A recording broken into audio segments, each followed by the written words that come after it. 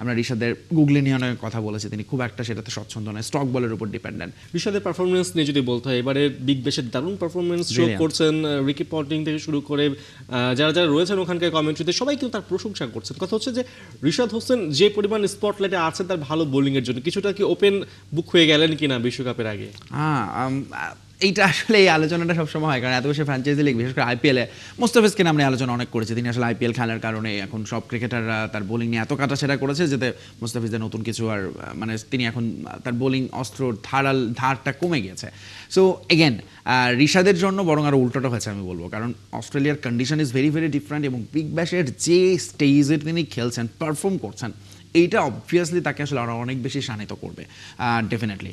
এবং সেখান থেকে সে এই পারফরমেন্স, এবং ঋষাদ দেখবেন যদি একটু উইকেটে একটু সহায়তা তার লাগে, he is not a big Turner. সেখানে তিনি অস্ট্রেলিয়ায় যখন তিনি পারফর্ম করছেন, মানে অস্ট্রেলিয়ার রিকি পন্টিংয়ের কথা বললেন, কোচিং ম্যানেজমেন্টে যারা আছেন, টিম ম্যানেজমেন্টে, তাদের সঙ্গে তিনি অবভিয়াসলি তার এই জিনিসগুলোর হয়তো তিনি কাজ করবেন। আমরা ঋষাদের গুগলিনিয়নের কথা বলেছি, তিনি খুব একটা সেটাতে স্বচ্ছন্দ নয়, স্টক বলের উপর ডিপেন্ডেন্ট। বাট এই টি-20তে অবভিয়াসলি তার বিগ ব্যাশের পারফরমেন্স দেখবেন একটা ইম্প্যাক্ট ফেলবে। আমরা হয়তো একটা নতুন ঋষাদকে দেখবো যিনি বল হাতে নতুন অস্ত্র কোনো কিছু যোগ করেছেন, এবং এটাই হচ্ছে একজন বোলারকে এই মডার্ন ক্রিকেটে এগিয়ে রাখবে, যে আপনি কীভাবে নিজেকে প্রতিনিয়ত ইভলভ করছেন। কারণ আপনিও জানেন যে আপনার দুর্বলতা শক্তিমতো সময় এখন অপোনেন্ট জানে, একদম পড়াশোনা করে আসে, কম্পিউটারে দেখে আসে, অ্যালগোরিদম করে আসে, স্ট্যাটিস্টিক্স দেখে আসে। ফলে আপনাকে অবশ্যই সারপ্রাইজ এলিমেন্ট যোগ করতে হবে প্রত্যেক সিরিজে হয়তো, এবং এরকম বড় টুর্নামেন্টে, এবং সেটার জন্য ঋষাদ একটা পারফেক্ট মঞ্চ পেয়েছেন বিগ ব্যাশ।